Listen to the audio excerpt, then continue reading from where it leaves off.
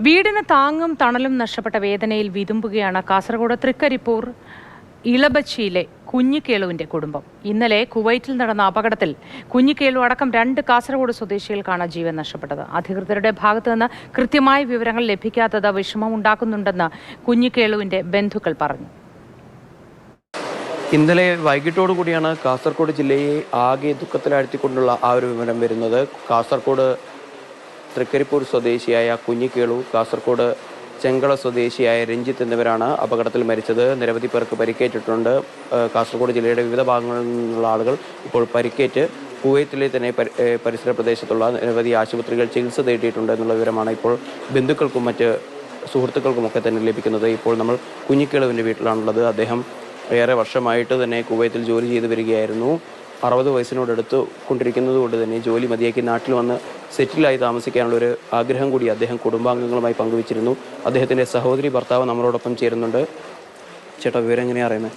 വിവരം നമ്മുടെ സുഹൃത്തുക്കൾ വഴിയാണ് അറിയുന്നത്. ഇങ്ങനെ ഇന്നലെ വൈകിട്ട് ഒരു 6 മണിയോടുകൂടി സുഹൃത്തുക്കൾ വിളിച്ചു പറഞ്ഞു ഇങ്ങനെ അദ്ദേഹത്തിന് ഇങ്ങനെ ക്യാമ്പിൽ തീപിടുത്തത്തിൽ അദ്ദേഹം മരിച്ചു പോയിട്ടുണ്ട്, അങ്ങനെ ബോഡി ഹോസ്പിറ്റലുണ്ട് എന്നുള്ള രൂപത്തിലാണ് അറിയുന്നത്. അപ്പോൾ മറ്റ് ഔദ്യോഗികമായിട്ട് വിവരങ്ങളൊന്നും നമുക്കിതുവരെ വന്നിട്ടില്ല. കമ്പനി അധികൃതരെയോ നോർക്ക അധികൃതരോ ആരും ബന്ധപ്പെട്ടിട്ടില്ല, ഇതുവരെ ബന്ധപ്പെട്ടിട്ടില്ല.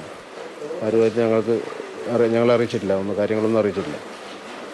അങ്ങോട്ടേക്ക് വിളിച്ചു നോക്കിയിരുന്നു? അങ്ങോട്ടേക്ക് അവരുടെ എംബസിയുടെ നമ്പറിലേക്ക് വാട്സപ്പ് അയക്കാൻ വേണ്ടി പറഞ്ഞിട്ടുണ്ടായിരുന്നു. വാട്സപ്പ് അത് ഞാൻ ഇന്നലെ മിസ്സിങ് എന്നുള്ള ഒരു അവസ്ഥയിൽ തന്നെ ഇന്നലെ ഉച്ചയ്ക്ക് തന്നെ അയച്ചിട്ടുണ്ടായിരുന്നു. അതിനും ഇതുവരെ മറുപടിയില്ല.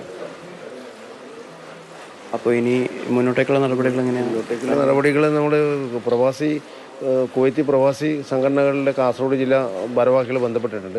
അവർ വേണ്ട നടപടികൾ ഇതിൻ്റെ പുറകെ തന്നെ ഉണ്ട്. ഞങ്ങൾ വേണ്ട നടപടികൾ എടുക്കാം. പിന്നെ കേളുവിൻ്റെ അദ്ദേഹം സ്വന്തം നാട് കാലിക്കടവാണ്. അദ്ദേഹത്തിൻ്റെ അയൽവക്കറിൽ 1-2 പേര് അവിടെ ജോലി ചെയ്യുന്നുണ്ട്. അവരും ഇതിൻ്റെ പുറകെ തന്നെ ഉണ്ട്. അപ്പോൾ അത് പെരുന്നാളായി കഴിഞ്ഞാൽ ഇത് ബുദ്ധിമുട്ടാണ്. അപ്പോൾ ഇതിൽ നിന്ന് തന്നെ അതിൻ്റെ നടപടിക്രമങ്ങൾ നടത്താൻ അവർ പറഞ്ഞിട്ടുണ്ട്. അവസാനമായിട്ട് വീട്ടിലേക്ക് എപ്പോഴായിരുന്നു വിളിച്ചത്? അദ്ദേഹം മിനിയാന്ന് വൈകിട്ട് രാത്രിക്കും എൻ്റെ അനുജത്തി ഭാര്യയെ വിളിച്ചിട്ടില്ലായിരുന്നു.